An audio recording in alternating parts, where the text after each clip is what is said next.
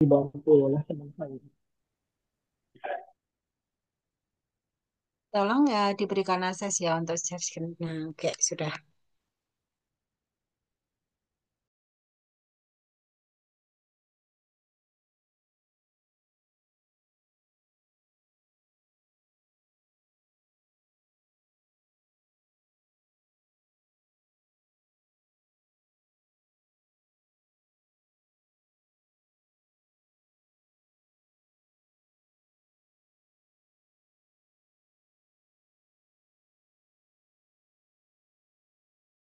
Mohon maaf sebentar ya Bu, filenya agak bermasalah.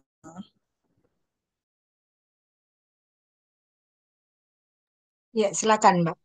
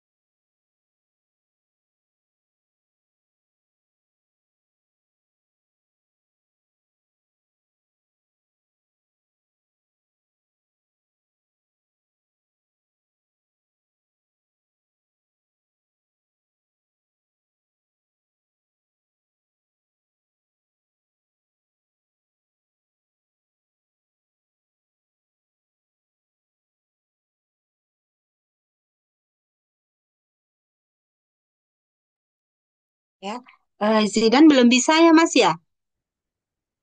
Belum bisa share screen.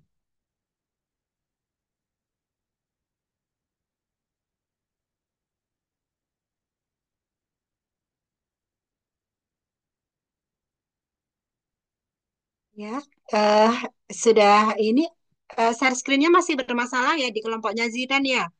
Bisa yang lain dulu atau bagaimana?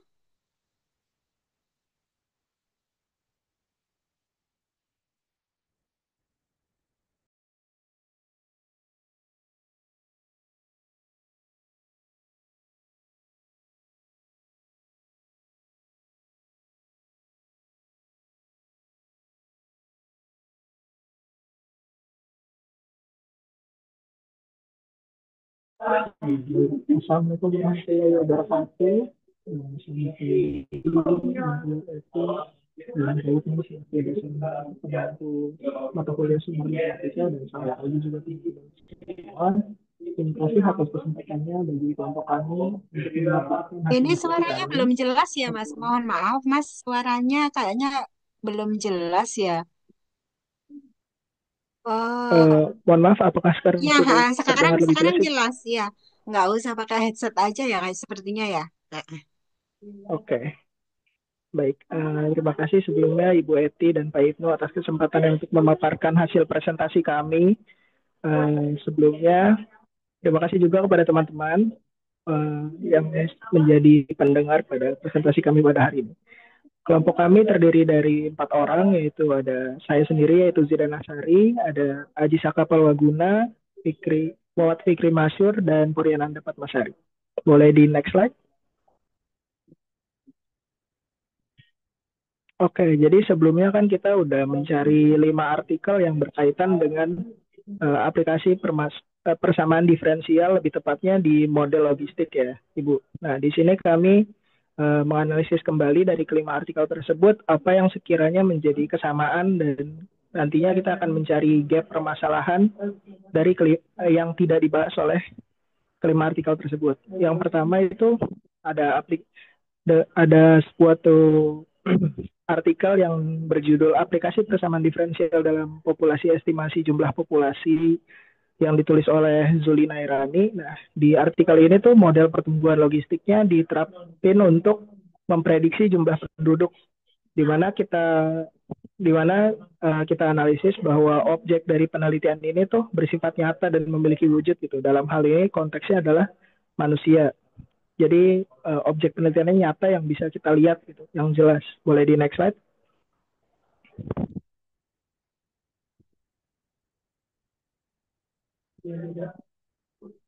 Oke.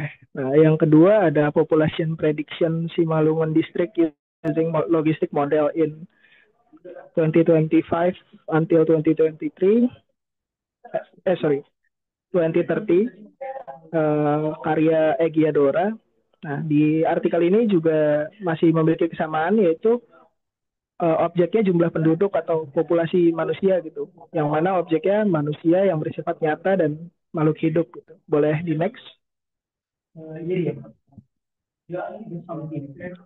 Nah, selanjutnya juga ini mengenai kasus COVID-19 kemarin. Ini estimasi penyebaran COVID-19 di Indonesia dengan model pertumbuhan logistik memanfaatkan software R. Sama seperti kedua artikel sebelumnya, objek yang diteliti sini juga masih bersifat nyata dan memiliki wujud dan makhluk hidup yaitu manusia. Boleh di next?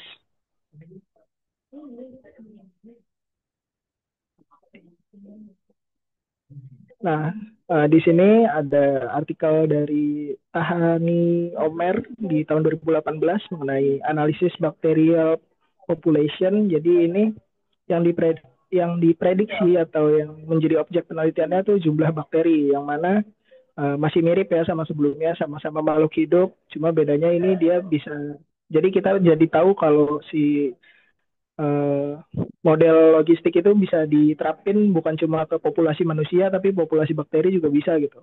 Boleh di next? Nah, selanjutnya ada artikel dari Kartika Hala mengenai proyeksi pertumbuhan mobil pribadi roda 4 di kota Manado. Nah, di artikel ini agak lebih berbeda ya, objek dari yang diteliti yaitu berupa kendaraan roda 4 atau mobil.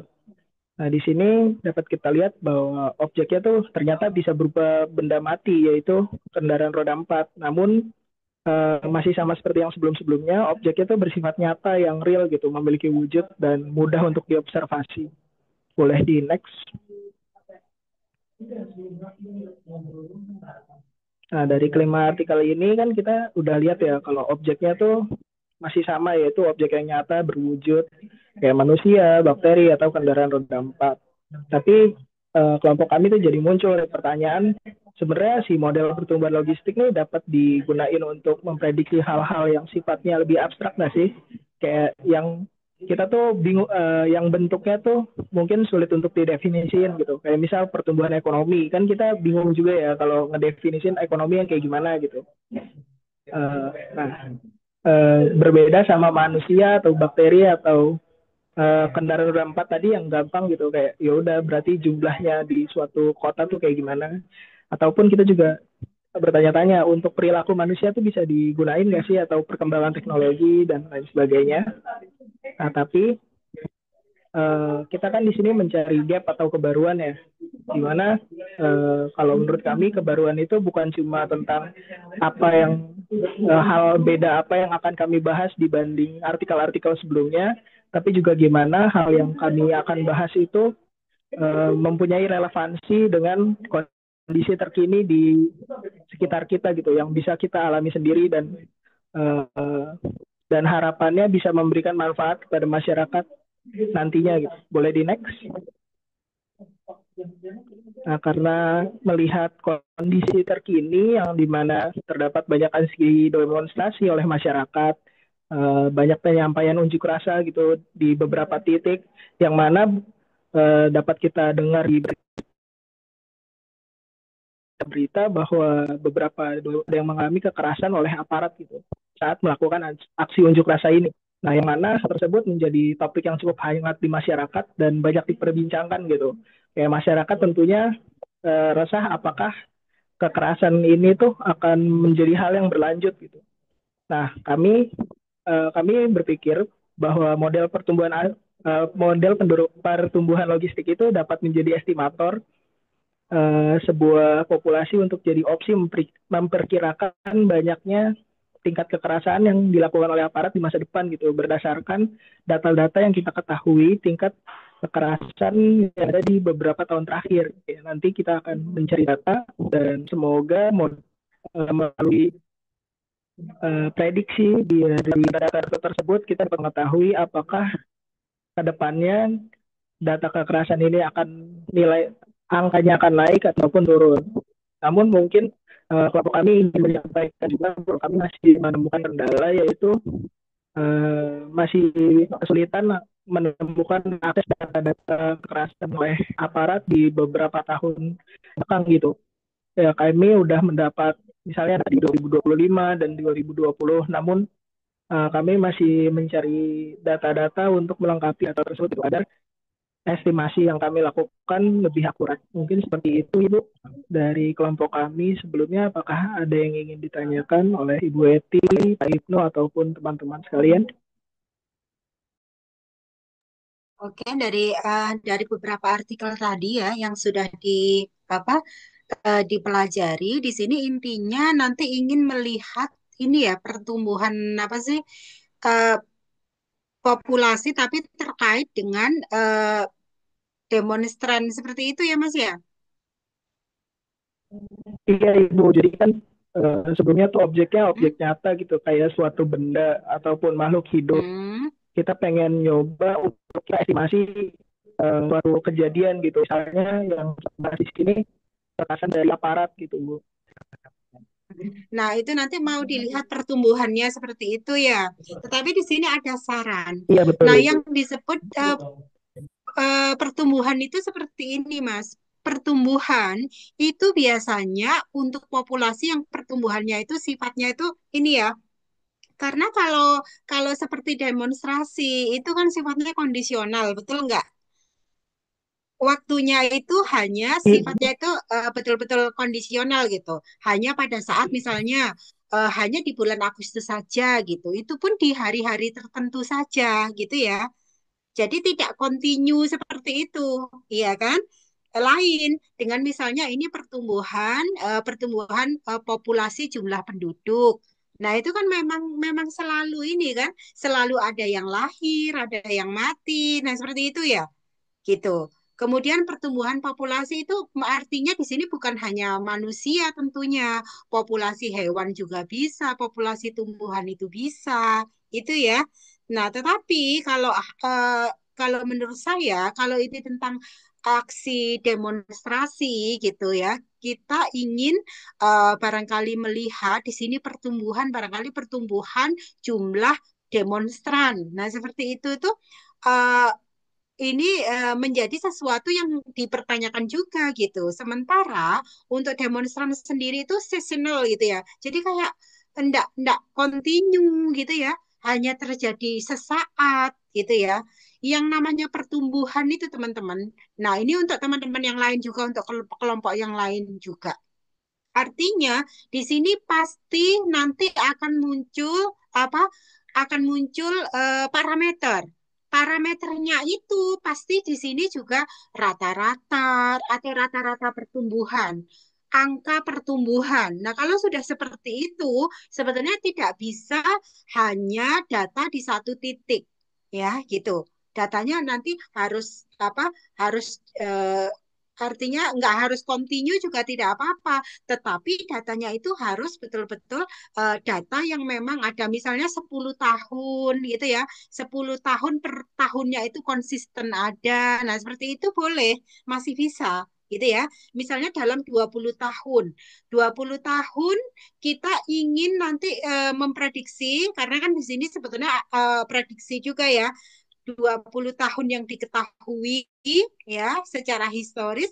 Nah, kemudian untuk 3 tahun ke depan kita akan memprediksi dengan model logistik misalnya. Itu bisa.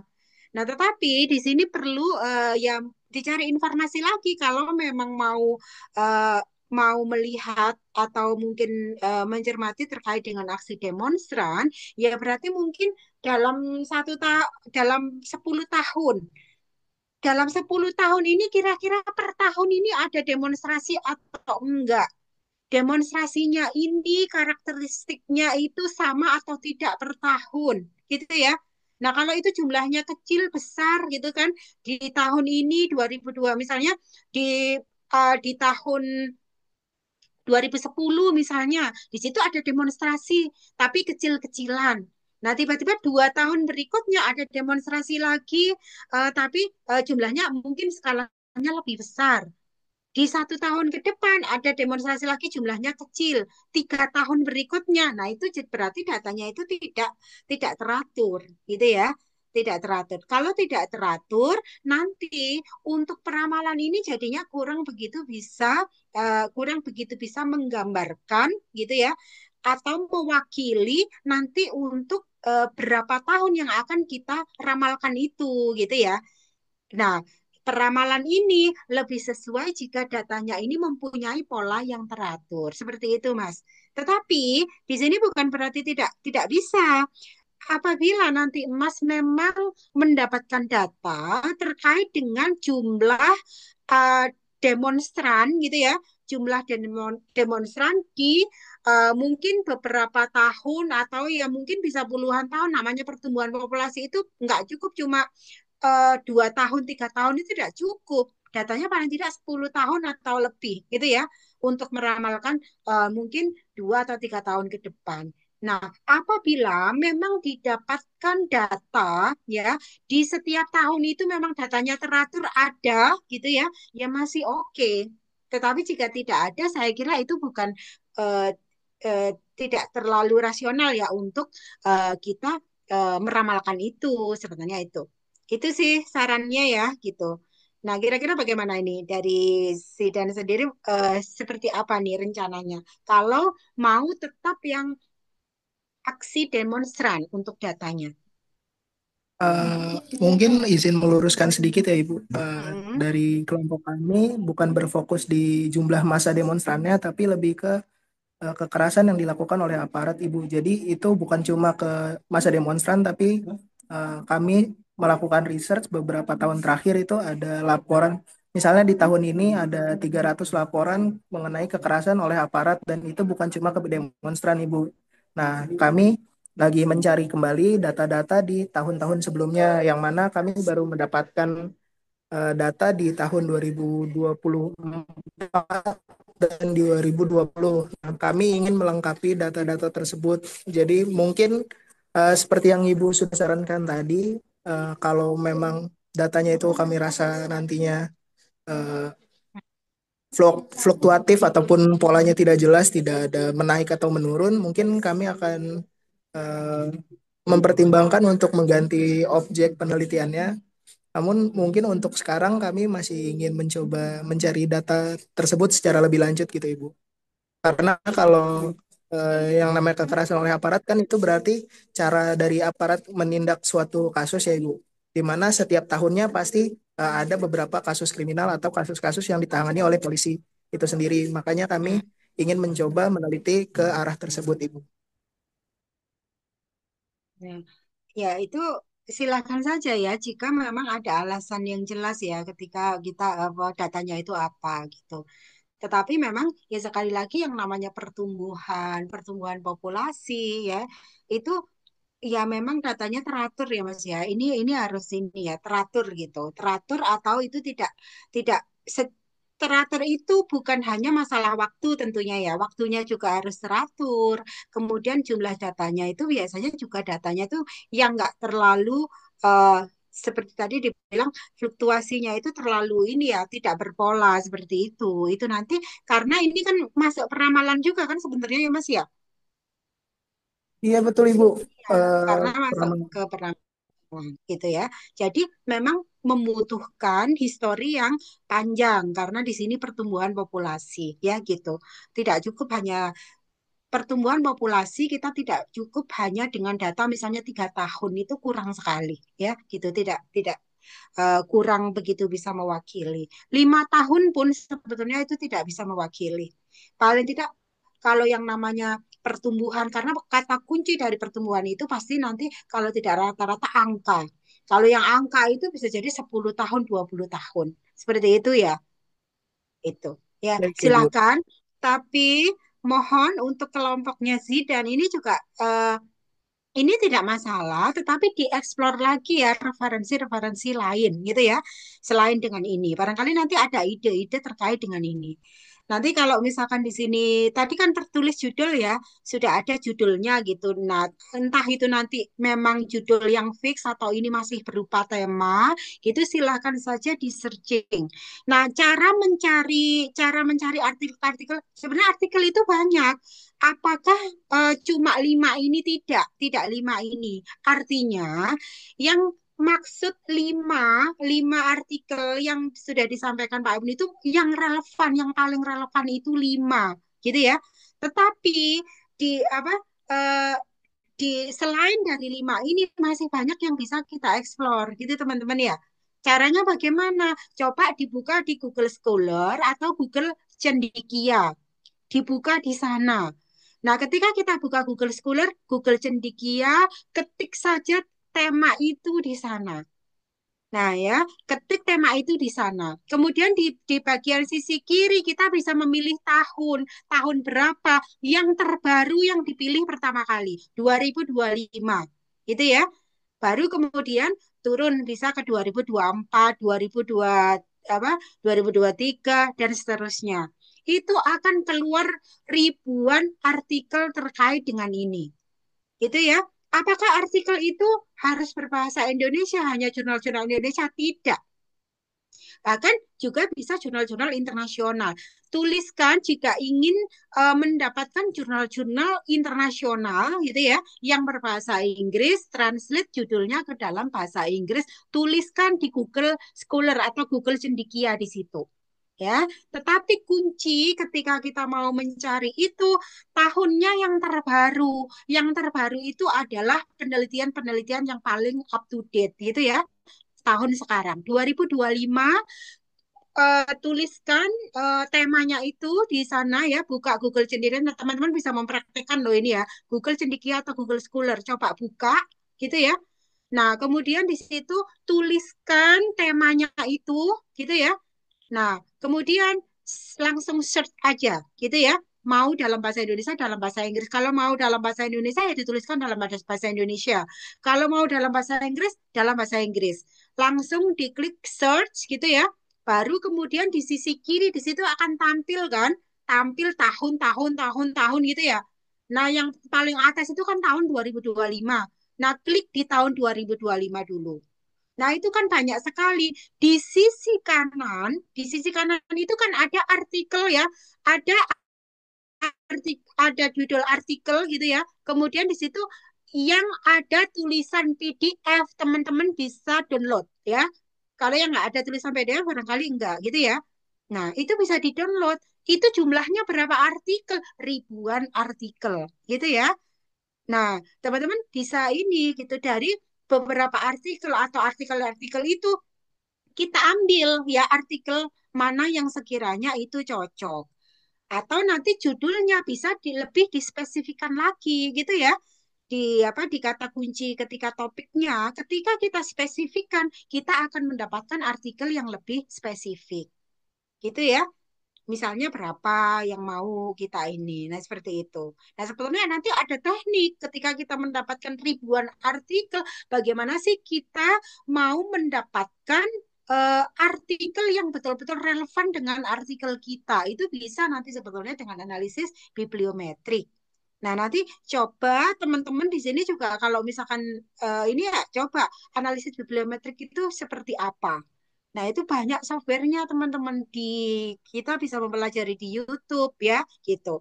Jadi nanti artikel-artikel itu akan betul-betul dianalisa sehingga didapatkan kesimpulan, oh kesimpulannya itu ini loh, artikel-artikel ini yang paling relevan. Penelitian ini yang belum pernah tersentuh oleh peneliti sebelumnya, ya, seperti itu.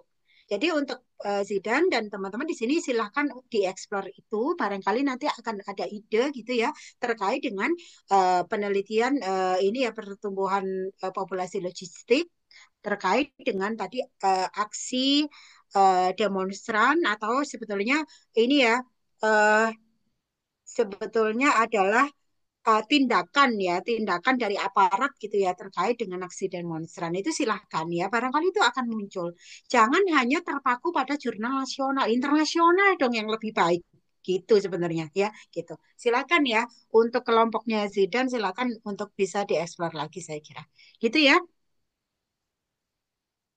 Baik Ibu, terima kasih sarannya. Nanti ini akan kami research kembali terkait mungkin topik-topik yang masih berkaitan dengan prediksi tadi, proyeksi tadi. Iya, Terima oke. kasih Ibu. Iya, oke, baik. Masih. Selanjutnya, silakan kelompok berikutnya. Sekian dari kelompok kami. Terima kasih atas perhatiannya Ibu Eti dan teman-teman semua. Assalamualaikum warahmatullahi wabarakatuh. Waalaikumsalam warahmatullahi wabarakatuh. Terima kasih, Zidan. Silakan berikutnya.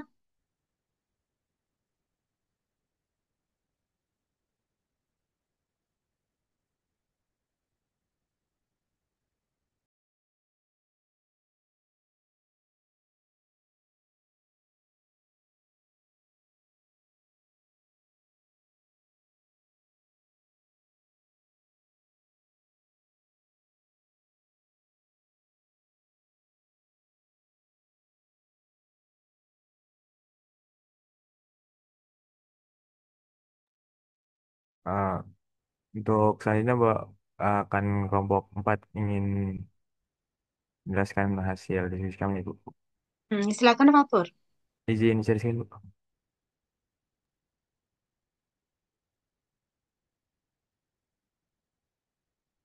Eh, kelompok 5 maksudnya Bu. Ya, silakan. Baik, Ibu, saya izin mulai ya, Ibu. Silakan, Mbak. Baik, Assalamualaikum warahmatullahi wabarakatuh. Sebelumnya terima kasih kepada Ibu Eti dan teman-teman semua untuk kesempatannya. Pada kesempatan kali ini, kami dari kelompok 5 akan menyampaikan hasil diskusi kami mengenai gap permasalahan dari 5 artikel yang telah kami temui. Yang nantinya akan kami jadikan topik baru yaitu analisis spektrum Laplacian pada graf lingkaran berarah. Anggota kelompok kami yaitu ada Fatur Rahman dengan NIM 003, saya Keisha Alfiontina dengan NIM 047, lalu Muhammad dengan NIM 054, dan Hasyana dengan NIM 06. Boleh di next? Selanjutnya akan disampaikan oleh rekan saya. Baik, terima kasih Kesha. Nah, untuk sumber referensi artikel yang pertama ini diambil dengan judul derajat Laplacian dari graf lengkap, graf bipartisi komplit, graf matahari, dan juga graf yang memiliki n-1 derajat berbeda. Dan penulisnya di sini ada 3 orang. Nah, di sini akan direview kembali untuk isi utama artikelnya. Di sini fokusnya itu menghitung dan juga menentukan derajat Laplacian untuk jenis graf khusus, yaitu yang sudah disebutkan pada judul, yaitu 4 graf khusus. Lalu untuk teori yang dipakai pada artikel ini itu ada definisi graf, derajat matriks, Laplacian, dan spektrum Laplacian, dan juga pendekatan kombinatorial. Dan untuk jenis penelitiannya sendiri di sini dengan metode teoritis, dan untuk hasilnya itu dalam bentuk umum pola atau sifat derajat Laplacian untuk kelas graf tertentu. Dan di sini ditemukan untuk potensi gap dari penelitiannya, yaitu yang pertama jenis grafnya terbatas. Jadi artikel ini tuh hanya membahas graf lengkap, graf bipartisi komplit, graf matahari, dan juga graf dengan n-1 derajat berbeda. Jadi belum mencakup graf acak, graf planar, graf hiperkubus, graf berbobot, ataupun graf dinamis. Boleh di next slide.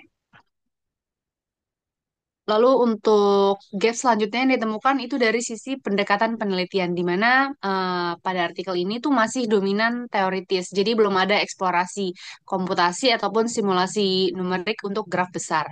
Terus untuk poin selanjutnya yaitu keterkaitan dengan aplikasi. Dan dalam artikel ini hasil penelitian itu masih berhenti pada sifat sistematis saja. Belum dikaitkan dengan adanya aplikasi nyata, misalnya seperti pada jaringan sosial, jaringan komputer ataupun biologi. Terus untuk poin selanjutnya, gapnya itu ada dari sisi variabel kajian terbatas, di mana fokusnya ini hanya pada derajat Laplacian saja, belum ditinjau hubungannya dengan spektrum Laplacian. Dengan demikian, masih terdapat peluang penelitian lanjutan untuk memperluas jenis graf yang dikaji, bisa dengan menggunakan pendekatan komputasional dan juga mengaitkannya dengan aplikasi yang praktis. Boleh di next slide. Selanjutnya akan dibahas oleh rekan saya. Terima kasih. Baik, terima kasih. Izin melanjutkan. Di sini selanjutnya ada artikel kedua dengan judul Spektrum Laplace pada graf Dipatrit lengkap. Nah, dari artikel ini, fokus utama artikel ini tuh menjelaskan mengenai konsep dasar teori graf spektral dengan penekanan pada matriks Laplacian. Lalu teori yang digunakan di sini mengacu pada aljabar linear dalam hal ini berupa nilai eigen, vektor eigen, dan juga teori graf. Lalu jenis penelitian yang dilakukan yaitu dengan melakukan kajian teoritis berbasis literatur. Dan hasil yang didapatkan dari artikel ini yaitu sifat-sifat spektrum Laplace dirumuskan seperti nilai eigen terkecil selalu nol, eigen bernilai eigen bernilai non negatif, dan multiplicity dari nol menunjukkan jumlah komponen terhubung dalam graf. Lalu potensi gap pada penelitian dari artikel kedua ini yang pertama, artikel ini tuh belum meneliti spektrum Laplace pada kelas graf khusus, misalnya graf reguler atau graf Dipatrit biasa dan graf lingkaran berarah. Lalu yang kedua, terbatas pada pembahasan sifat umum tanpa perhitungan mendalam untuk graf yang lebih kompleks. Lalu yang ketiga, tidak ada penghubungan dengan aplikasi praktis, contoh dalam jaringan, ekonomi, sistem transportasi, dan lain-lain. Lalu yang terakhir, belum melibatkan pendekatan numerik atau komputasional untuk graf berukuran besar. Mungkin boleh di next. Selanjutnya pada artikel ketiga yang berjudul teori graf spektral, pada artikel ini tuh fokus utama artikel itu menentukan bentuk umum polinomial karakteristik dan spektrum Laplace pada graf Dipatrit lengkap. Lalu teori yang digunakan di sini adalah teori graf, yaitu dalam kasus ini graf Dipatrit lengkap, lalu ada matriks Laplace, polinomial karakteristik, dan eliminasi Gaussian. Lalu jenis penelitiannya itu menggunakan studi pustaka dan kajian analitik. Dan hasil yang diperoleh yaitu formula umum polinomial karakteristik dan spektrum Laplace dari graf Dipatrit lengkap. Nah, potensi dari uh, uh, artikel ketiga ini, potensi gapnya itu yang pertama terbatas hanya pada graf Dipatrit lengkap, belum diperluas ke graf lainnya. Lalu yang kedua, belum ada perbandingan spektrum antara berbagai jenis graf. Lalu yang ketiga, tidak ada kaitan dengan penerapan nyata, hanya berhenti pada hasil sistematis. Dan yang terakhir, metode perhitungan masih analitik manual, belum melibatkan pendekatan komputasional. Ini boleh di next. Nah, selanjutnya akan dijelaskan oleh rekan saya.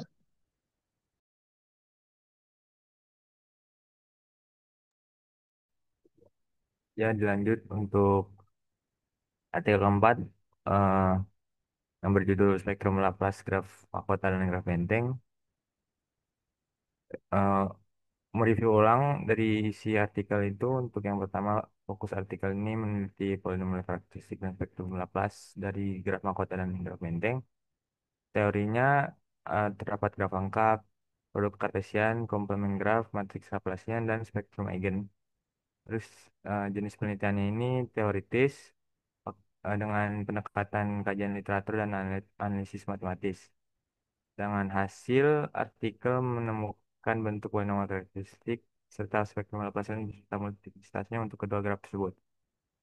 Nah, di sini untuk potensi depth penelitiannya mungkin sama seperti yang sebelum-sebelumnya, ini terbatas pada graf tak berarah karena topik yang kelompok ini ingin tulis itu berarah.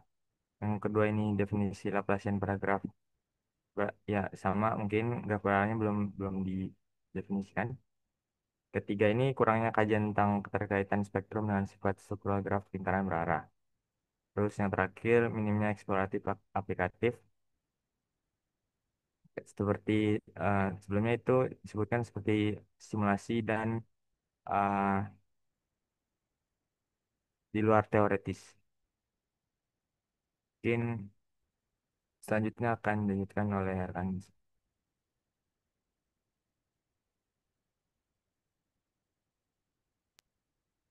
Selanjutnya, artikel kelima berjudul Spektrum Operator Laplace Discrete pada Graf Torus. Artikel ini berfokus mengkaji formulasi masalah nilai eigen melalui definisi fungsi tiap simpul, serta penerapan syarat batas periodik untuk menghasilkan spektrum Laplacian dari berbagai jenis graf torus.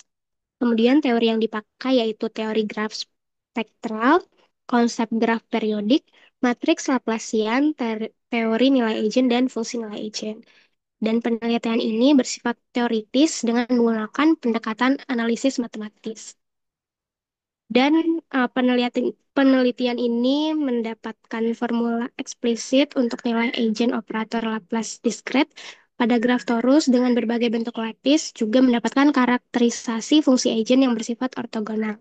Untuk potensinya, yaitu masih minimnya kajian tentang spektrum Laplacian graf berarah, dan perluasan hasil dari torus bisa diaplikasikan untuk graf lingkaran berarah sebagai langkah awal untuk memahami graf berarah dalam konteks spektral. Boleh di next.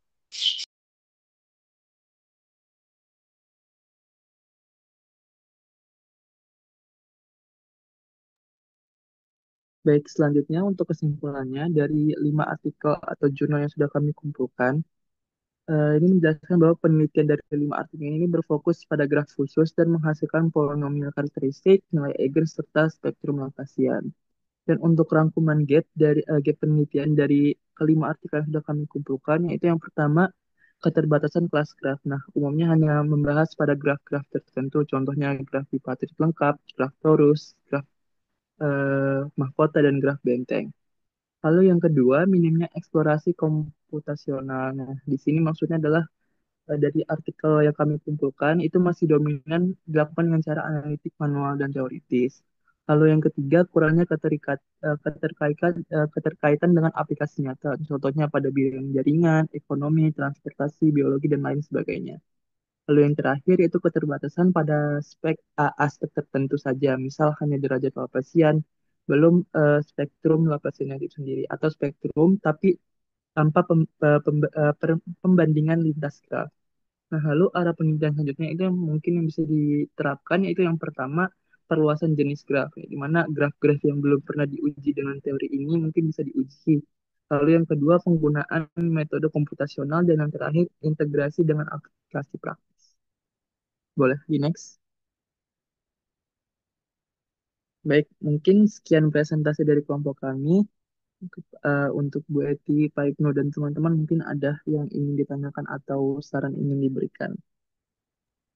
Oke, jadi ada eh, tadi 5 artikel ya tentang graf gitu.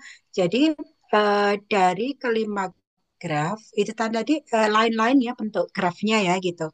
Yang akan diteliti selanjutnya yang graf apa kira-kira?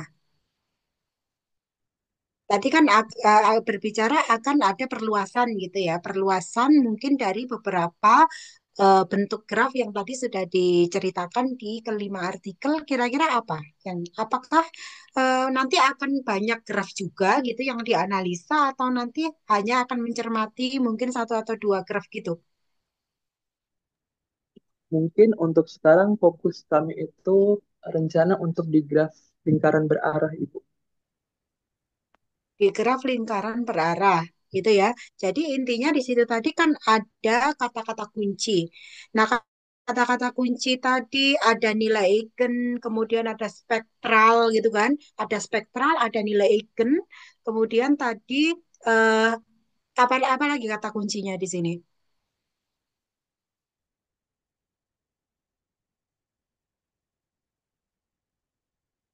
Apa lagi? Spektrum Laplacian gitu. Apa yang dimaksud dengan spektrum Laplacian? Ini untuk apa? Kita mencari spektrum Laplacian.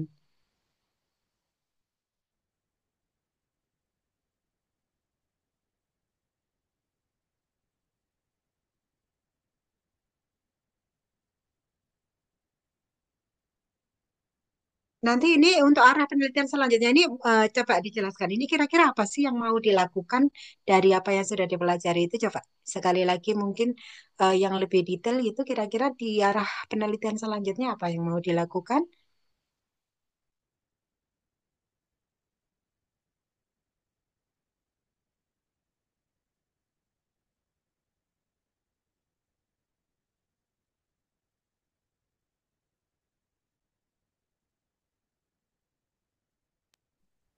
Ya. Saya bantu untuk menjawab Ibu. Jadi kami memilih untuk graf lingkaran berdarah karena memang sebelumnya kan belum ada yang diteliti dari graf ini.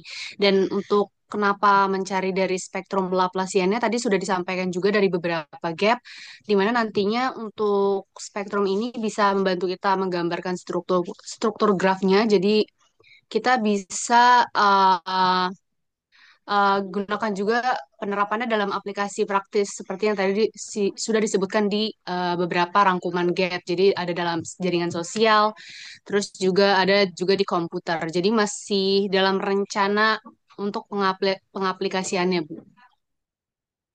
Oke, berarti nanti oke mungkin dari apa kelima artikel di sini nanti arah penelitiannya mungkin ini, tetapi diperhatikan juga ya di sini ada kata-kata kunci itu.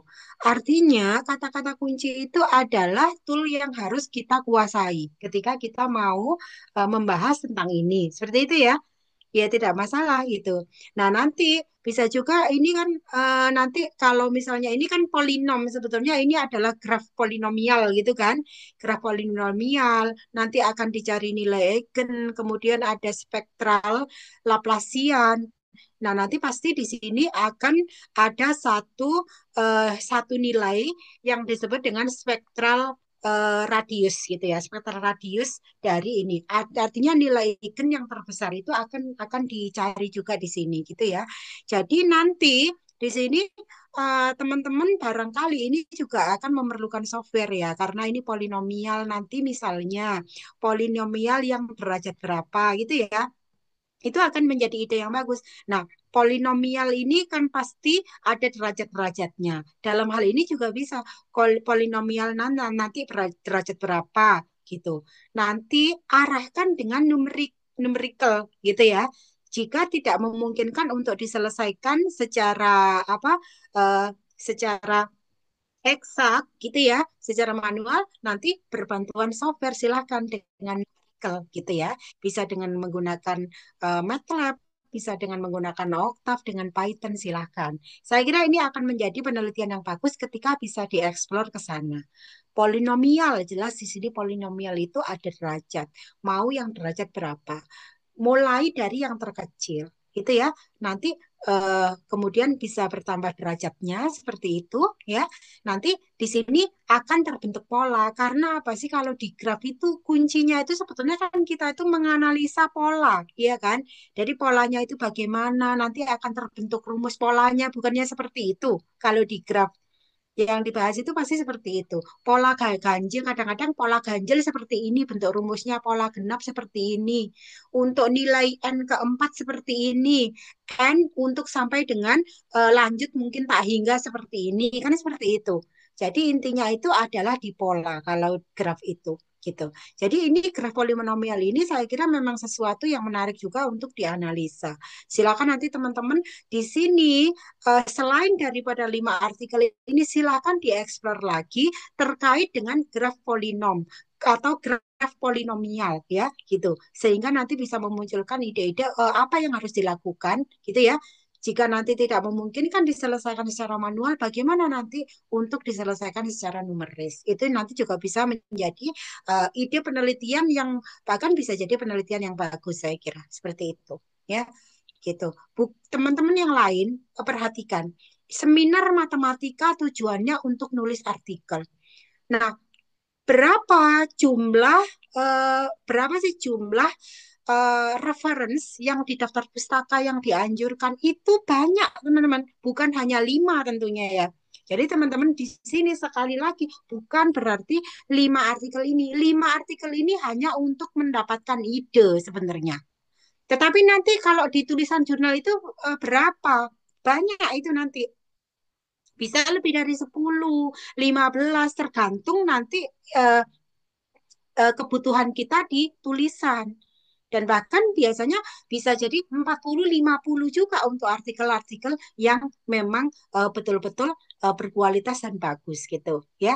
Semakin banyak penguat di situ ya, penguat dari referensi, tentu artikel itu semakin bisa dipertanggungjawabkan hasilnya seperti itu. Kecuali penelitian penelitian yang pioner. Ada juga kan penelitian yang pioner. Pioner itu penelitian yang memang baru gitu ya, belum pernah diteliti oleh penelitian sebelumnya. Tetap ada referensi, tetapi di situ barangkali referensi yang relevan itu tidak terlalu banyak. Nah, gitu. Jadi yang itu juga tidak masalah, tidak terlalu banyak referensi. Jadi silakan nanti teman-teman dieksplor lagi sehingga nanti di sini akan mendapatkan ide bagaimana mengembangkan atau memodelkan topik yang sudah didapatkan ini. Saya kira seperti itu ya. Dari jurnal internasional caranya seperti yang tadi. Coba di situ ada gudang dari referensi di Google Scholar, Google Cendekia. Silahkan di searching di sana. Itu ada ribuan bahkan jutaan artikel yang bisa di-download ya gitu. Oke, saya kira itu saja ya untuk kelompok yang kedua ya. Baik, terima kasih banyak Ibu untuk sarannya. Ya, oke. Oke, bisa lanjut ke kelompok berikutnya ya.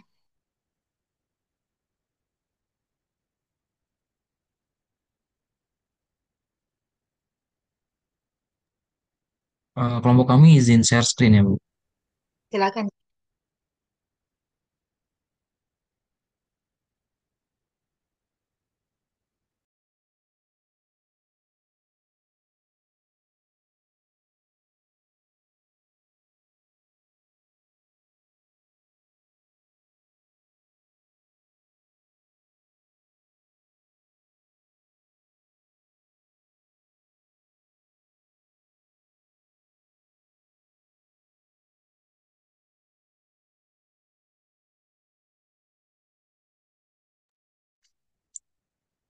Oke, sebelumnya Assalamualaikum warahmatullahi wabarakatuh. Selamat pagi teman-teman semua, selamat pagi Bu Eti, dan selamat pagi Pak Ibnu.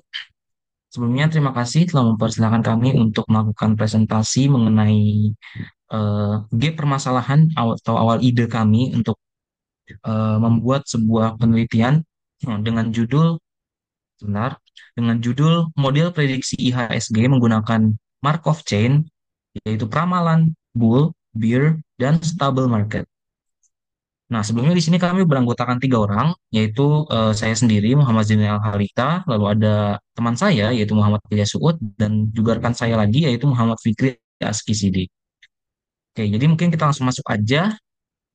Nah, untuk di ide gap artikel pertama kami melihat dari sebuah artikel yang bernama Stock Price Prediction Based on Markov Chains yang dibuat oleh Si Wei Wang dari Beijing University. Nah, ini dia membuat sebuah prediction untuk harga saham ya, lebih tepatnya ini kan stock price. Dia di sini menggunakan basis yaitu Markov Chain. Nah, di sini dia mengemukakan bahwa beberapa stock price yang ada di China sana bisa gitu ya untuk diprediksi menggunakan Markov Chain. Nah, tetapi di sini ada keterbatasan dalam artikel ini, di mana keterbatasannya itu adalah salah satunya adalah rentang waktu, di mana periode saham yang digunakan datanya ini dalam si Wewang ini, dia ini hanya menggunakan data untuk dalam waktu rentang penjualan dan pembelian itu dalam 1 hari dan 30 hari saja, gitu, 1 hari dan 30 hari saja. Nah, ini bisa dilihat di sini, dia hanya menggunakan untuk eh, one day ya, di sini one day ahead dan 30 days ahead. Di sini bisa terlihat nih one day, 30 days. Jadi semua di sini dia hanya menggunakan untuk 1 hari dan 30 hari aja. Nah, ini salah satu keterbatasannya karena kenapa mereka harus memilih 1 hari dan 30 hari aja gitu. Kenapa tidak dibuktikan dengan misalkan 1 kuartal atau mungkin 6 bulan ya kan? Atau mengikuti tahunan gitu ya sesuai dengan APBN gitu misalnya. Nah, ini kan jadi salah satu pertanyaan kita nih, ya, kenapa tidak mengikuti hal-hal tersebut dan kenapa harus dipilih 1 hari dan 30 hari. Nah, ini disinilah kami bisa melihat bahwa di sini ada gap gitu ya yang tidak tercover dalam artikel ini sehingga kami eh, berusaha untuk memaksimalkan gapnya ini untuk di artikel kami gitu sebagai ide tambahan. Nah, lanjut lalu di artikel kedua di artikel kedua ini ada dari Indonesia. Ini namanya judulnya itu adalah analisis rantai Markov untuk mengetahui peluang perpindahan platform e-commerce yang dipilih mahasiswa matematika. Nah, di sini autornya ada sekitar 5 orang. Di sini dari Universitas Jambi. Nah, inti dari skripsi, inti dari artikel ini adalah dia menggunakan probabilitas gitu, Markov chain untuk melihat seberapa banyak mahasiswa matematika yang pindah platform gitu ya dari e-commerce Shopee ke apa namanya platform yang lain gitu. Nah, dia melihat ini dengan cara menggunakan Markov chain gitu ya, matriksnya diperkalikan. Tapi di sini ada salah satu kekurangan, di mana kekurangannya itu dia selalu menganggap bahwa 100% pengguna pengguna yang ada di platform salah satu gitu, misalnya dalam katakan kita sebagai contoh misalnya di platform Shopee gitu, pasti di akhir akan selalu pindah gitu. Itu. Itu adalah anggapan dasarnya mereka, bukan ya, dan anggapan dasarnya mereka lebih tepatnya untuk menganggap bahwa pasti satu dari sekian banyaknya orang satu itu pasti ada yang pindah gitu ya, ada yang pindah platform dari misalkan Shopee ke platform yang lain. Nah, anggapan dasar ini tentu bisa menjadi peluang juga gitu ya. Kenapa kita menganggap selalu pasti ada setidaknya satu yang pindah gitu. Apakah bisa dibuktikan gitu dengan probabilitas datanya yang diperbesar atau mungkin ruang sampelnya yang diperbesar. Di mana nanti di artikel kami juga akan menggunakan ruang sampel IHSG atau indeks harga saham gabungan yang cukup besar sehingga gapnya ini seharusnya bisa ditutupi gitu ya dengan ruang sampel yang sangat-sangat besar. Nah, untuk gap yang ketiga, untuk artikel yang ketiga dari ide kami itu, kami melihat dari artikel lagi dari Indonesia juga, yaitu peramalan cuaca harian di kota Purwokerto menggunakan metode rantai Markov atau Markov Chain. Di sini ada autornya ada 3 orang dari Institut Teknologi Telkom Purwokerto. Nah, di sini dia menggunakan Markov Chain untuk peramalan cuaca gitu. Nah, tapi tentunya masih sama artikel ini kan karena dia menggunakan untuk cuaca harian, di sini dia salah satu kelemahannya itu adalah terbatasan dalam predictable-nya gitu loh. Jadi dia menggunakan datanya itu hanya untuk observasi pada 6 hari aja. Sedangkan dia masih belum bisa meyakinkan untuk dalam waktu beberapa hari yang lebih lagi dari 6 hari. Karena ini juga jadi gap buat peluang kami untuk mencoba lebih jauh gitu ya untuk memaksimalkan dengan data kami yang cukup-cukup besar. Seharusnya untuk seharusnya bisa untuk memprediksi lebih jauh gitu ya dari sekedar 6 hari atau tadi cuma 30 hari aja di artikel yang pertama. Nah, untuk selanjutnya ini akan dijelaskan oleh rekan saya Ilyas.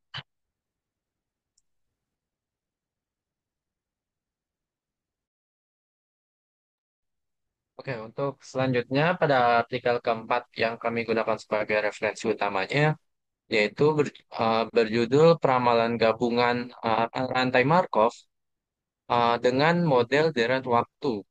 Yang di mana ini yang dianalisis atau yang diramal itu dia kurs nilai mata uangnya. Nah, menurut kami itu uh, gap artikel pada artikel ini tuh evaluasi modelnya itu masih kurang komprehensif.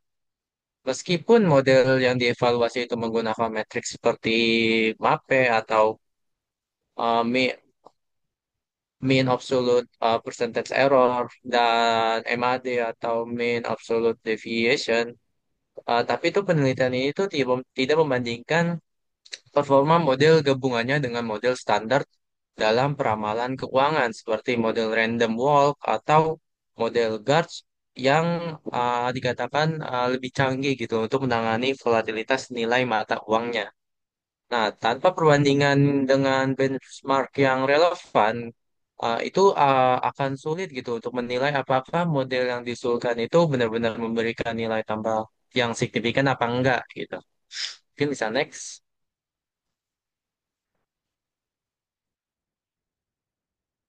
Nah, lanjut ke artikel kelima yang dimana berjudul analisis rantai Markov 5 status pada return harga saham BBCA. Jadi pada artikel ini dia lebih ke membahas return harga saham BBCA.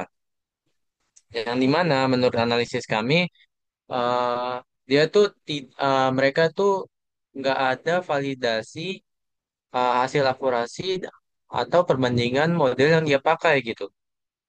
Jadi gini, yang pertama itu penelitian ini tidak menguji akurasi prediksi model pada data baru. Jadi uh, akurasi yang telah dia buat ini, dia tuh masih belum terbukti gitu, masih belum teruji apakah akurasinya sudah akurat atau sudah baik atau belum gitu. Lalu yang kedua, meskipun menyebutkan metode lain seperti ARIMA dan jaringan saraf tiruan yang telah mereka pakai, tapi itu tidak ada perbandingan performa untuk membuktikan bahwa metode rantai Markov yang mereka pakai ini tuh lebih unggul sehingga ini masih dipertanyakan kenapa memakai rantai Markov gitu.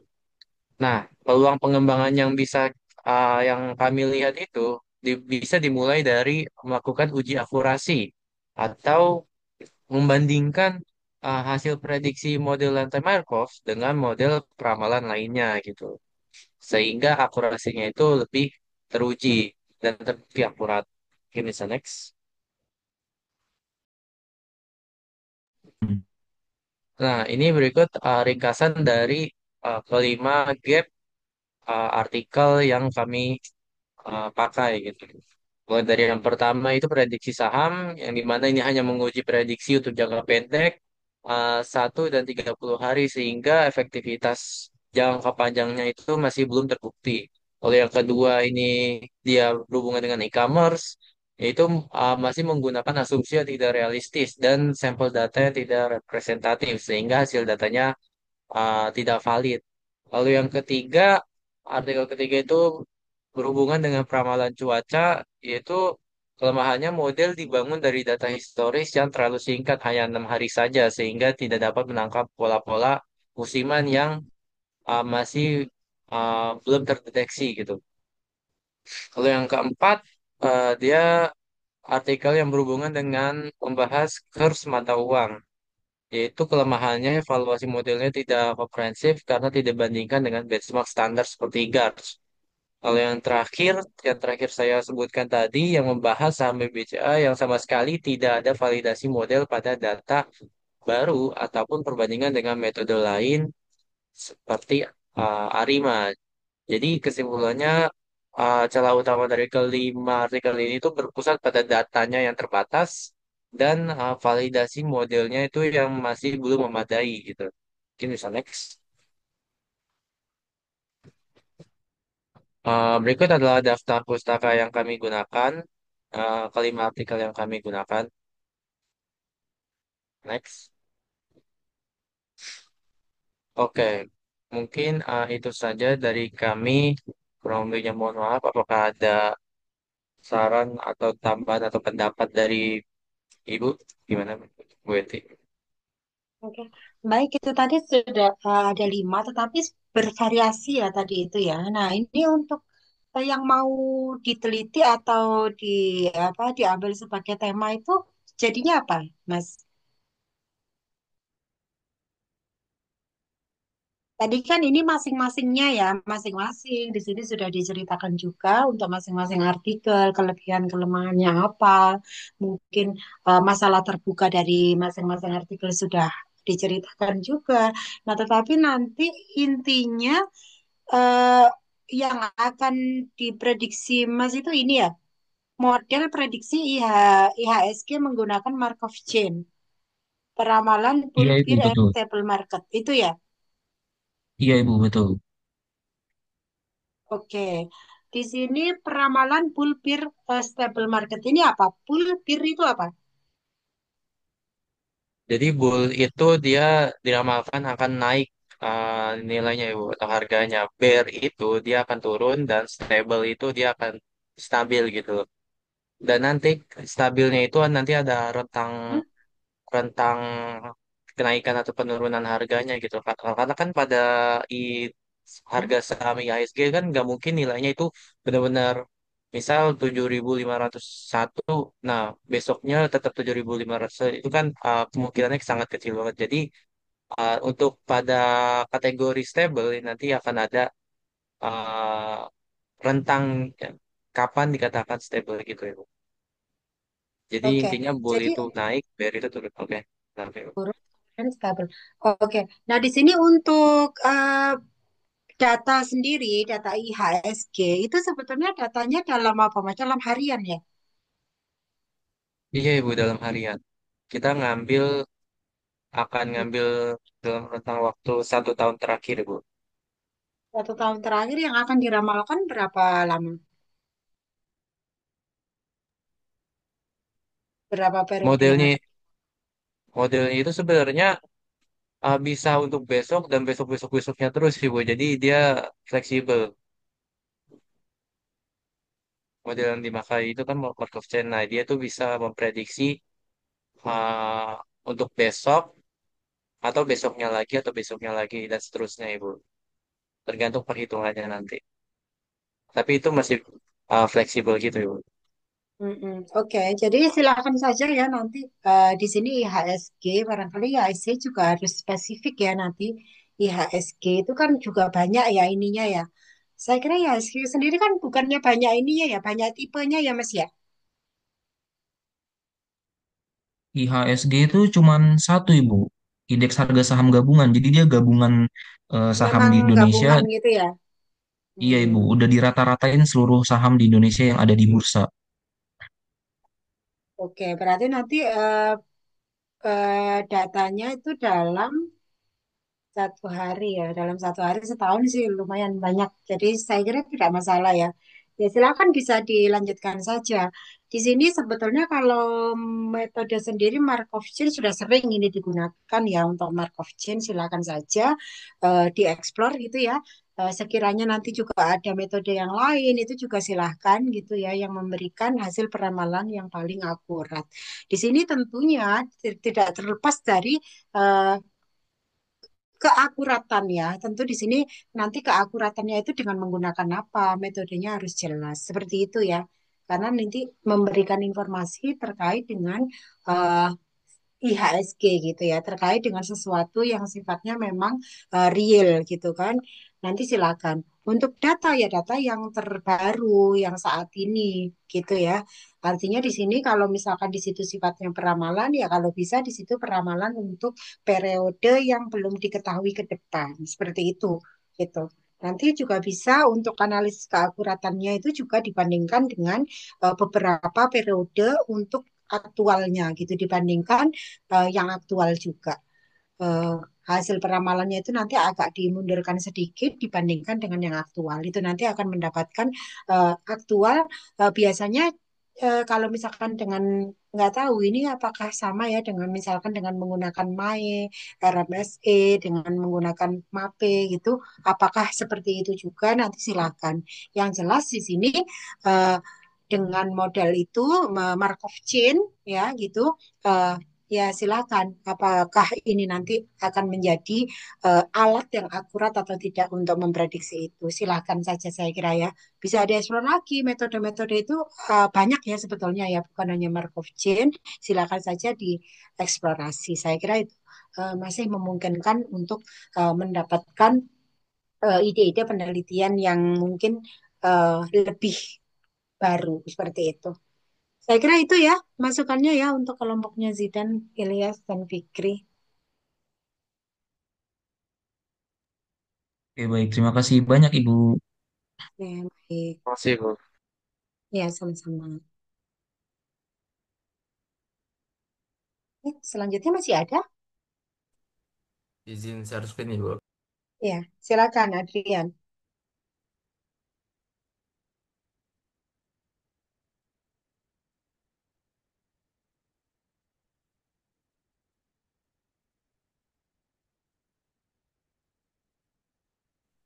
Assalamualaikum warahmatullahi wabarakatuh. Selamat siang Bu Eti, Pak Ibnu dan teman-teman semuanya. Jadi kami dari kelompok 4 akan mempresentasikan hasil diskusi kami tentang mencari gap permasalahan kutipan dari artikel di pertemuan sebelumnya. Dan anggota kelompok kami itu terdiri dari pertama ada saya sendiri, Sultan Ahmad Naufal, lalu ada Ali Faris Wiransyah, dan juga Muhammad Andrian Pradana, dan yang terakhir adalah Satrio Setio Nuswantoro. Boleh di next.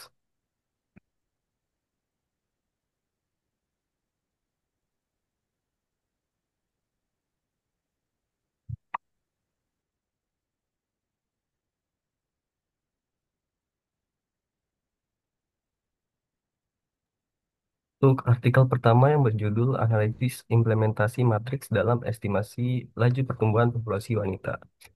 Penelitian pada artikel ini bertujuan untuk mengimplementasikan dan menganalisis matriks Leslie dalam mengestimasi laju pertumbuhan populasi wanita di Kabupaten Situbondo tahun 2023. Setelah yang kami temukan pada artikel ini itu diantaranya penelitiannya itu hanya berfokus pada wilayah Kabupaten Situbondo. Terus selanjutnya penelitiannya hanya membatasi pada populasi perempuan saja. Dan selanjutnya hanya menggunakan data populasi wanita dan kelahiran bayi wanita. Yang sebenarnya populasi itu kan dipengaruhi oleh faktor-faktor lain ya, seperti migrasi, kebijakan pemerintah, faktor lingkungan, dan sebagainya gitu. Dan yang terakhir itu analisis hanya sebatas menentukan tren naik atau turun atau stabil dari nilai eigen dominan yang tidak diperjelas lagi gitu. Kalau misalnya turun ini akan terjadi apa, kalau naik itu terjadi apa, kalau stabil itu kenapa begitu. Boleh di next. Untuk artikel kedua berjudul Penerapan Matriks Leslie pada Angka Kelahiran dan Harapan Hidup Wanita di Provinsi Jawa Timur.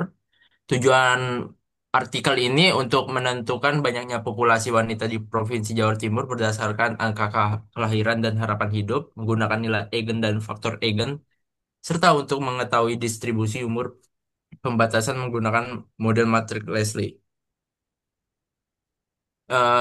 Gap permasalahan pada artikel ini ialah satu, penelitiannya hanya berfokus pada satu provinsi saja yaitu Jawa Timur. Kedua, membatasi penelitian hanya pada populasi perempuan saja. Ketiga, tidak diperolehnya data angka kematian wanita di wilayah tersebut. Yang keempat, data data hanya terbatas sampai tahun 2005 saja. 2015 saja, sorry. Padahal proyeksi ini dilakukan pada untuk tahun 2021. Lalu artikel ketiga berjudul Matrik Leslie dan aplikasinya dalam memprediksi jumlah dan laju pertumbuhan penduduk di Kota Makassar. Tujuan artikel ini ialah memprediksi laju dan pertumbuhan penduduk di Kota Makassar pada tahun 2017 dengan menggunakan matrik Leslie. Gap permasalahannya adalah satu, penelitiannya hanya berfokus pada suatu wilayah kota saja yaitu Makassar. Kedua, hanya membatasi pada populasi perempuan. Lalu yang ketiga, hanya menggunakan data 2 tahun saja yang relatif singkat untuk membuat prediksi. Next, akan dijelaskan teman saya. Selanjutnya di sini artikel keempat ada aplikasi matrik Leslie untuk memprediksi jumlah dan laju pertumbuhan perempuan di Provinsi Riau pada tahun 2017. Nah, artikel ini tuh membahas penerapan matrik Leslie untuk memprediksi jumlah dan laju pertumbuhan penduduk perempuan di Provinsi Riau pada tahun 2017 yang menggunakan data dari BPS Provinsi Riau tahun 2007 sampai 2012 berdasarkan angka kelahiran dan harapan hidup yang menggunakan nilai Eigen dan vektor Eigen. Untuk gapnya di sini yang pertama ada penelitiannya itu berfokus pada wilayah Provinsi Riau. Yang kedua itu membatasi penelitian yang hanya pada populasi perempuan saja. Dan yang terakhir di sini artikel tidak menganalisis penyebab ketimpangan gender di Riau dan tidak memberikan rekomendasi kebijakan untuk mengatasinya.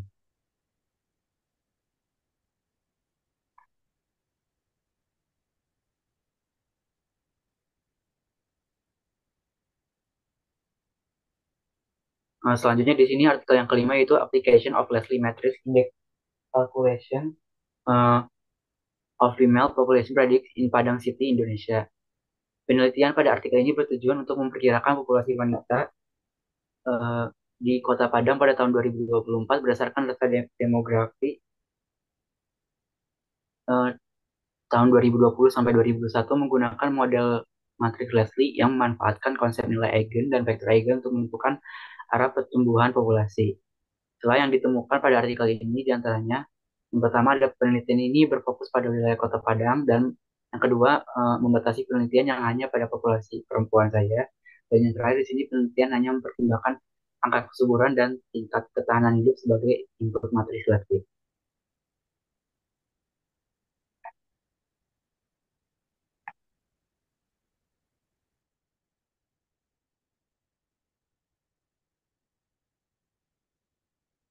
Lalu berikutnya itu ada kesimpulan dari gap permasalahan yang kami temukan di kelima artikel di slide-slide sebelumnya. Yang pertama, penelitian-penelitian itu kebanyakan hanya berfokus pada satu atau dua variabel yang dimana tidak adanya memasukkan faktor-faktor eksternal lainnya. Dan juga tidak ada juga perbandingan yang lebih mendalam antara model matriks Leslie dengan model-model lainnya. Lalu yang kedua, eh, fokus penelitian kebanyakan itu hanya pada populasi wanita, sehingga gambaran keseluruhan demografi di wilayah populasi tersebut itu belum lengkap. Lalu selanjutnya, rata-rata hasil penelitiannya itu hanya untuk sampai periode tertentu, belum diuji untuk jangka panjang itu seperti gimana. Lalu yang terakhir, itu kurangnya validasi dan analisis lanjutan. Misalnya membandingkan prediksi dengan data real seperti data nyata keluaran resmi dari BPS, ya, data nyata tahun proyeksi, atau melihat implikasi sosial ekonomi.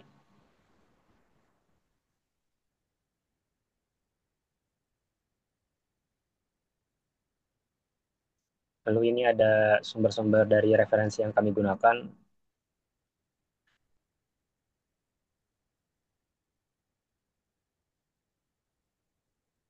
Mungkin sekian untuk presentasi dari kami. Mungkin ada tanggapan dari Bu Eti atau teman-teman, dipersilakan.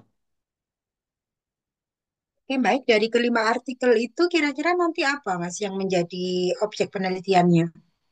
Tadi kan ada misalnya populasi wanita. Kalau yang sekarang yang akan menjadi topik penelitian yang nanti akan diteliti gitu, eh, populasi apa?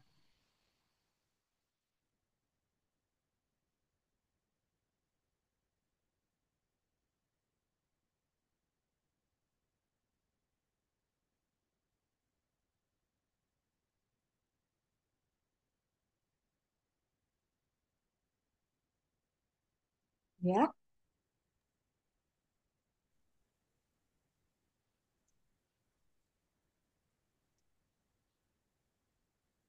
belum ditentukan atau bagaimana? Izin menjawab, Ibu. Kami belum menentukan sih, Bu, untuk pastinya itu mau populasi yang seperti apa. Tapi untuk arah penelitiannya mungkin kami juga akan menambahkan mengisi gap pada tadinya ada kan kurang validasi gitu, Bu, dari data proyeksi BPS. Jadi mungkin kami akan nambahkan itu. Untuk populasinya itu kami belum tahu, Ibu.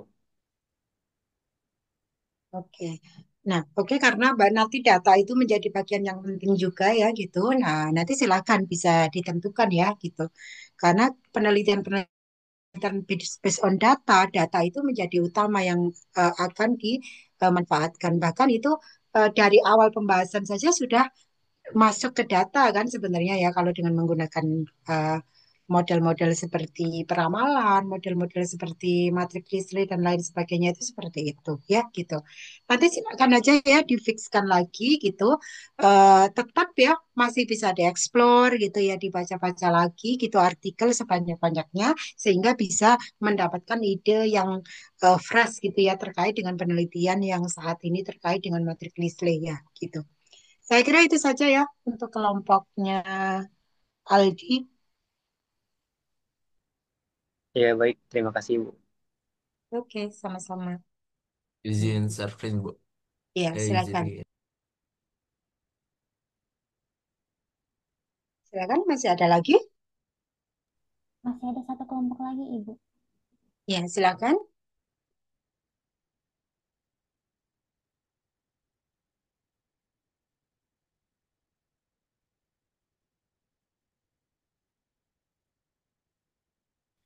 Izin saya mulai, Bu. Ya, silakan. Assalamualaikum warahmatullahi wabarakatuh. Selamat siang Bu Eti dan teman-teman semuanya. Kami dari kelompok satu akan mempresentasikan hasil diskusi dari tugas 2 mata kuliah seminar matematika dengan tugas mencari gap permasalahan dari artikel yang telah kami pilih. Sebelumnya, perkenalkan terlebih dahulu anggota kelompok kami. Yang pertama Alda Dianoya, yang kedua Reta Saifana, yang ketiga Najwa Nursyifa, dan yang keempat Dia Deviana. Adapun artikel yang menjadi referensi utama dalam tugas kami ada 6. Yang pertama berjudul Analisis Titik Impas dan Optimasi Produksi Menggunakan Program Linear. Yang kedua, studi literatur, metode analisis sensitivitas pada pemrograman linear dan aplikasinya dalam optimisasi produksi. Artikel selanjutnya, analisis keuntungan usaha kos-kosan menggunakan program linear dengan aplikasi GeoGebra. Yang keempat, optimalisasi keuntungan produksi makanan menggunakan pemrograman linear, metode simplex. Lalu ada simplex method for profit maximization in bakery store. Lalu yang terakhir ada a review of application of linear programming to optimize agricultural solution. Untuk pembahasan gap permasalahan akan dilanjutkan oleh rekan saya.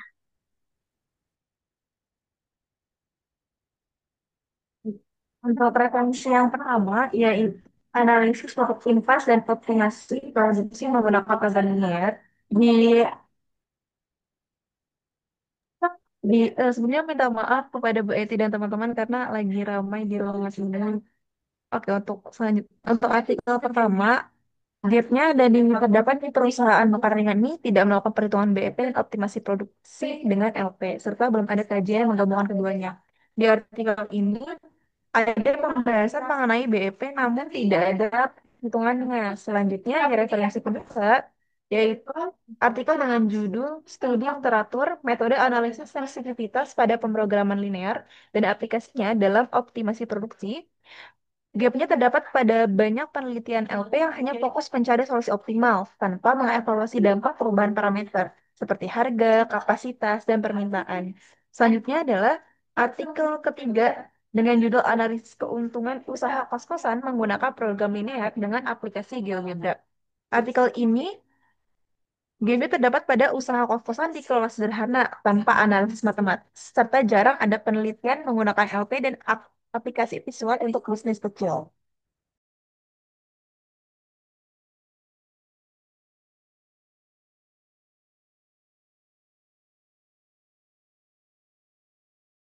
Di next.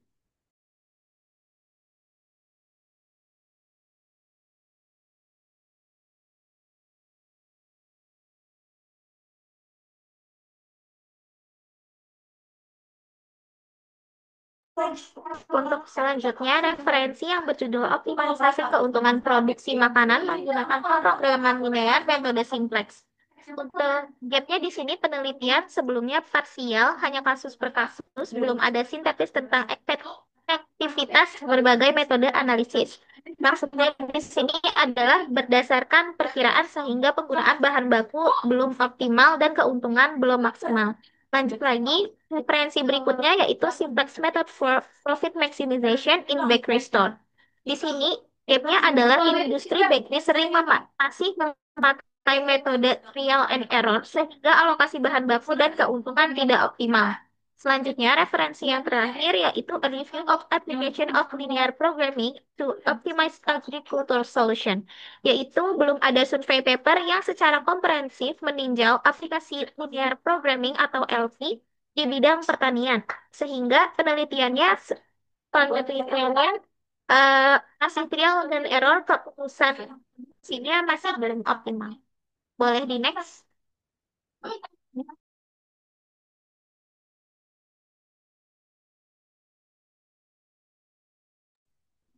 Baik, untuk gap permasalahan sendiri yang ingin kami bahas di artikel yang akan kami susun nantinya yaitu di mana linear programming ini umumnya digunakan untuk menentukan tingkat keuntungan maksimum yang dapat diperoleh dari suatu kegiatan usaha. Namun, dalam praktiknya tidak semua usaha semata-mata berorientasi pada optimalisasi profit. Terdapat kondisi di mana perusahaan perlu mempertimbangkan berbagai parameter yang bersifat tidak pasti seperti pengurangan karbon yang dihasilkan atau pengurangan limbah yang dihasilkan, serta menghadapi permasalahan yang melibatkan variabel dengan sifat bilangan bulat atau integer. Oleh karena itu, kami berencana untuk melakukan pendekatan yang lebih komprehensif seperti multi-objective linear programming, yaitu linear programming uh, untuk kegiatan yang tidak hanya berfokus pada satu tujuan, kemudian stochastic programming yaitu untuk mempertimbangkan mempertimbangkan parameter yang tidak pasti, dan integer linear programming yaitu linear programming yang berorientasi pada bilangan bulat. Sehingga artikel ini harapannya menjadi relevan untuk digunakan guna menghasilkan keputusan yang lebih realistis dan aplikatif. Boleh di next?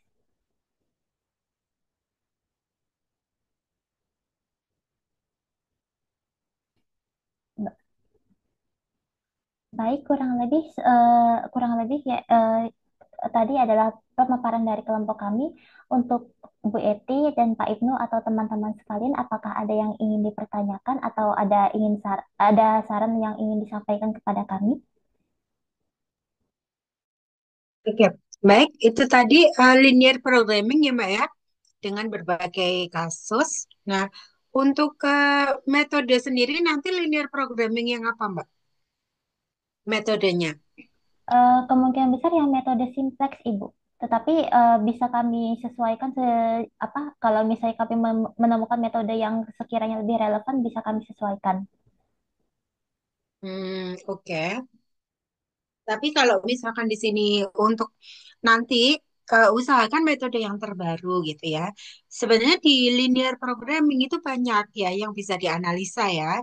Bukan hanya linear programming yang terkait dengan metode simplex gitu ya. Tapi itu tentunya tergantung dengan kasusnya ya gitu. Metode simplex ya tetap akan menjadi dasar untuk digunakan. Tetapi sebenarnya di linear programming itu kan banyak hal ya yang bisa dianalisa. Ada misalnya di sini goal programming, ada linear programming, kemudian ada integer programming gitu ya. Kemudian ada non-linear programming, itu juga ada gitu ya. Nah, karena ini nanti sebagai output itu jurnal, ya memang sebetulnya keterbaruan dari sisi metode, keterbaruan dari sisi data itu harus kita ceritakan, kita munculkan. Seperti itu ya. Nanti jika ada metode-metode yang lebih baru, itu tidak masalah yang ya usahakan yang terbaru gitu ya, atau kita bisa mengcombine misalkan di sini linear programming tetapi bukan hanya linear programming yang biasa tetapi fuzzy linear programming sudah oke, fuzzy linear programming ternyata ada lagi loh yang lebih baru. Misalnya di sini multi objective fuzzy linear programming ada juga, dengan multi tujuan juga ada, dengan menggunakan fuzzy juga gitu ya. Masih bisa dieksplor tentunya gitu. Nanti silakan saja karena banyak yang saya kira terkait dengan linear programming itu sangat banyak cabang gitu ya yang bisa kita analisa. Nah, misalkan oh saya dengan linear programming, tetapi apa nih yang kira-kira bisa ditambahkan? Bisa ditambahkan misalkan analisis sensitivitasnya gitu ya terkait dengan data dan bahwasanya dengan data yang sudah ada gitu ini keuntungannya kita bisa bisa hitung dengan menggunakan linear programming misalnya. Tetapi apakah dengan pengurangan gitu di bahan baku, pengurangan di tenaga kerja itu akan masih membuat perusahaan itu untung. Nah, misalnya itu bisa kita analisa dengan analisis sensitivitas. Nah, itu bisa diterapkan juga saya kira ya. Jadi, teman-teman ketika kita meneliti kuncinya kita penelitian yang bagus itu penelitian yang bagaimana? Penelitian yang sebenarnya skupnya jelas dan kajiannya itu mendalam. Ya, gitu. Kajiannya mendalam. Bukan skupnya itu luas, tetapi kajiannya itu sebetulnya tidak terlalu mendalam. Yang lebih baik adalah ya skupnya yang tidak terlalu besar, tetapi kajiannya itu detail mendalam. Seperti itu ya teman-teman ya, gitu. Dan apa yang menjadi hal utama di dalam kita menuliskan artikel jurnal yang akan kita publish di jurnal itu seperti apa? Kebaruan yang pertama yang harus betul-betul kita statement. Kebaruannya ini apa? Gitu ya. Nah, kebaruan setelah kebaruan apa? Kebaruan kemudian kebermanfaatan dari penelitian kita. Ya, jangan kita meneliti sesuatu yang sebetulnya kita sendiri juga nggak tahu manfaatnya. Gitu ya. Bahkan ini juga ke deskripsi juga seperti itu, teman-teman, gitu ya. Tulislah, buatlah karya, gitu ya. Lakukan penelitian sesuatu yang bermanfaat dan kita tahu manfaatnya itu nanti untuk apa, gitu ya. Kalau bisa manfaat itu tentunya manfaat yang memang bersentuhan langsung dengan dunia nyata, itu harapannya, gitu ya. Tetapi untuk ilmu-ilmu dasar it's fine, menjadi dasar ilmu pengetahuan yang lain masih oke, ya, seperti itu. Tahu kebermanfaatannya, tahu kebaruan penelitiannya, karena kalau tidak baru teman-teman, ini nanti kita bisa kedetek kedetek plagiarisme. Bahkan kalau kita sudah mempublish artikel kita gitu ya, artikel kita sudah membuat beberapa artikel. Artinya ada 3 artikel. Nah, ketika artikel pertama sudah dipublish, artikel kedua mirip dengan artikel yang pertama. Seberapa persen kemiripannya, ini nanti juga bisa mendeteksi plagiarisme atau tidak. Jika presentasenya itu besar, kita bisa kedetek auto plagiarisme. Itu sangat berhati-hati. Dan teman-teman, kita tidak boleh menuliskan sesuatu yang sebetulnya sudah dikerjakan oleh orang lain. Nah, itu ya. Jadi betul-betul kita harus fair di sini, gitu ya. Makanya di sini harus kita tuliskan gap penelitiannya apa dengan penelitian yang lain, gitu ya. Harus kita tuliskan kebaruannya karena agar tidak bersinggungan dengan penelitian yang bersinggungan itu boleh intinya. Tetapi tetap apa sih kontribusi baru yang kita tuliskan di artikel itu, gitu ya. Itu tidak boleh betul-betul sama dengan penelitian yang lain. Nah, itu kode etik meneliti itu seperti itu. Nah, untuk selanjutnya teman-teman ini tadi sudah didapatkan ya dari 5 artikel itu sudah didapatkan topik yang mau diteliti. Nah, nanti difikskan ya, difikskan saya mau meneliti ini. Selanjutnya fokus ke sana. Nah, apa yang bisa dilakukan di pertemuan selanjutnya? Nah, ketika teman-teman ini kan sudah didapat ya, saya kira itu masih sudah bisa fikskan lah dalam beberapa hari masih bisa mungkin apa berubah, tapi kalau berubah sedikit gitu ya datanya difikskan lagi, permasalahan metodenya bisa dieksplor lagi. Untuk minggu depan harusnya sudah bisa mulai menuliskan pendahuluan. Gitu ya. Perbedaan dari skripsi dan artikel ilmiah yang seperti ini, teman-teman, apa sih sebetulnya bedanya? Kalau di skripsi, teman-teman itu kan ada ini ya, ada subbab gitu ya. Ketika di sini, oke, bab 1 ada subbab, di sini latar belakang, rumusan masalah, gitu ya. Tujuan penelitian, manfaat penelitian, biasanya seperti itu ya. Nah, tetapi kalau di dalam penulisan artikel, di pendahuluan itu mencakup semuanya, rumusan masalah, tujuan penelitian, kemudian apalagi itu, manfaat penelitian, semua include di dalam pendahuluan, gitu. Jadi tidak dibentuk sub-subbab itu tidak, gitu ya. Itu standar penulisan jurnal yang umum, gitu. Jadi pendahuluan berisi semua yang ada di bab 1. Kalau itu di tulisan skripsi. Biasanya seperti itu. Ya, nanti silakan untuk pertemuan berikutnya dari apa yang sudah dipegang tadi ya, dari topik yang sudah didapat, silakan di situ dikembangkan, dituliskan dalam pendahuluan bab 1. Ya, seperti itu. Apa yang harus ada di pendahuluan, teman-teman? Fakta. Nah, mungkin bisa kita tuliskan dalam satu paragraf itu tentang fakta-fakta dari apa yang mau kita teliti. Gitu ya. Ada fakta, kemudian ada data, gitu ya. Nah, kemudian apa? Kemudian penelitian-penelitian sebelumnya itu pun harus kita tuliskan dalam satu paragraf, gitu ya. dalam satu paragraf kira-kira ada penelitian, ada beberapa penelitian yang relevan gitu. Ya mungkin kelima penelitian tadi bisa kita tuliskan menjadi apa? Menjadi penelitian yang relevan yang mendukung penelitian kita ke depan gitu. Nah, setelah itu kita bisa menceritakan perbedaan penelitian kita dengan penelitian yang sudah diteliti oleh orang lain, terutama kelima penelitian yang relevan itu. Gitu ya. Kita statement juga paling tidak 1 atau 2 paragraf ceritakan kebaruan penelitian kita itu apa. Perbedaan penelitian kita atau gap penelitian kita dengan penelitian yang lain itu apa. Bisa 1-2 paragraf. Nah, selanjutnya di paragraf yang paling akhir biasanya menstatement rumusan masalah kita, apa yang mau kita teliti, gitu ya. Dan teman-teman, dari kata kunci judul itu saja sebetulnya kita bisa tergambar apa saja yang bisa kita tuliskan. Ya, gitu. Karena kata kunci nanti teman-teman ketika menuliskan artikel ilmiah, menuliskan jurnal, pasti harus ada abstrak, pasti harus ada kata kunci. Nah, dari kata kunci itu saja kita bisa terbayang apa saja yang harus dituliskan di pendahuluan. Misalnya tadi, ya di kelompok berapa tadi, tentang misalnya Markov chain. Oke, tentang Markov chain. Markov chain itu kan muncul di judul. Nah, ketika Markov chain itu muncul di judul, berarti kita bisa menuliskan 1 paragraf di dalam pendahuluan terkait dengan Markov chain, disertai dengan referensi-referensi. Begitu caranya ya, gitu. Disertai dengan referensi. Jadi, yang harus muncul di latar belakang atau di pendahuluan itu akan muncul banyak referensi di sini. Apakah hanya 5 referensi ini? Tentu tidak.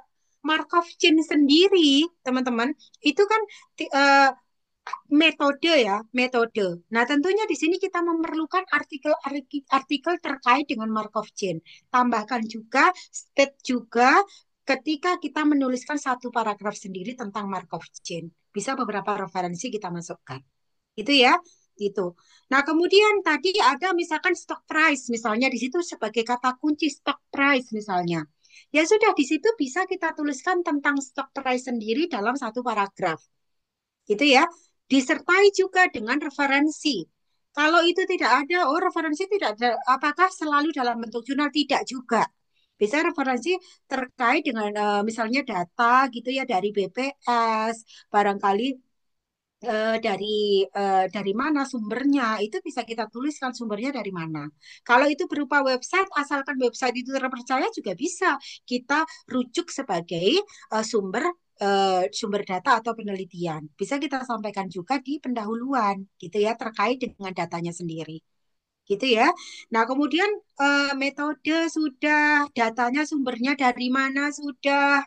Kemudian terkait dengan barangkali di sini terkait barangkali dengan ilmu-ilmu yang lain terkait dengan aplikasinya di dunia nyata itu juga bisa kita masukkan di situ di dalam 1 paragraf sendiri terkait dengan kebermanfaatannya di dunia nyata.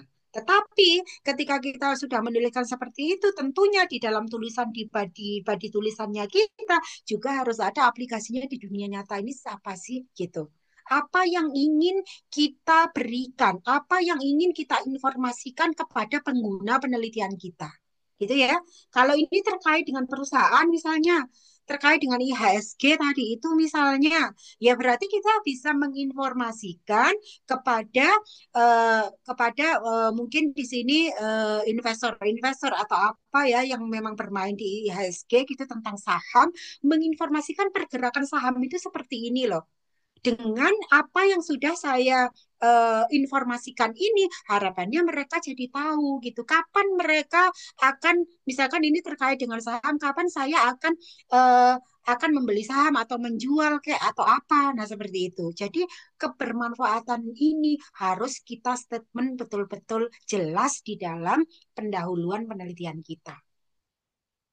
Dan di dalam pendahuluan itu, teman-teman, sebetulnya di sini memang sesuatu yang sangat penting. Karena ketika kita menuliskan pendahuluan, kita harus bisa meyakinkan bahwa pembaca itu ketika membaca pendahuluan kita betul-betul mengerti apa sih penelitian itu. Penelitian kita itu apa? penelitian kita ini bagaimana metodenya, bagaimana menyelesaikannya. Penelitian kita ini dilakukan di mana? Penelitian kita ini hasilnya nanti apa? Gitu ya. Penelitian kita apa saja yang terlibat di dalam penelitian kita. Nah, itu semua harus ada di dalam pendahuluan. Seorang penulis yang baik ya, itu nanti adalah seseorang yang bisa menuliskan apa yang diteliti di dalam pendahuluan itu sehingga pendahuluan itu mudah dibaca, mudah dipahami oleh seorang penulis, gitu ya. Seperti itu. Usahakan nanti teman-teman membuat seperti itu. Itulah seni justru apa yang harus betul-betul kita perhatikan pada saat kita menulis itu adalah yang pertama itu di pendahuluan. Gitu ya. Karena pendahuluan itu mencakup semua informasi yang akan kita lakukan di dalam penelitian. Metodologi, kalau misalkan di dalam skripsi ada sendiri subbab tentang metodologi.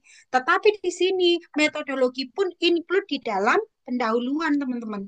Gitu kan? Jadi kita bagaimana mendeskripsikan, mengemas itu sehingga nanti menjadi satu pendahuluan yang singkat, padat, jelas gitu ya. Nah, tetapi juga tidak berpanjang lebar, gitu ya. Apakah pendahuluan itu harus berpanjang lebar, bicara sana sini, nggak fokus, enggak. Singkat, padat, jelas. Karena biasanya di dalam penelitian artikel itu juga dibatasi jumlah halamannya. Tidak seperti skripsi yang bisa ratusan halaman pun nggak masalah gitu kan. Tetapi di dalam artikel biasanya dibatasi. Bisa 25 halaman maksimal, bisa jadi juga 10 ada juga. Yang berbayar itu biasanya juga sangat membatasi jumlah halaman. Untuk penambahan halaman bisa jadi kita harus bayar lebih lebih banyak gitu ya. Jadi seperti itu. Jadi harapannya teman-teman di sini untuk pertemuan selanjutnya mulai ditulis tadi apa yang sudah diceritakan, apa yang sudah disimpulkan di 5 artikel yang sudah didapatkan tadi, simpulkan ya, simpulkan, tuliskan di dalam pendahuluan ya, seperti itu. Oke, sampai di sini ada yang ditanyakan?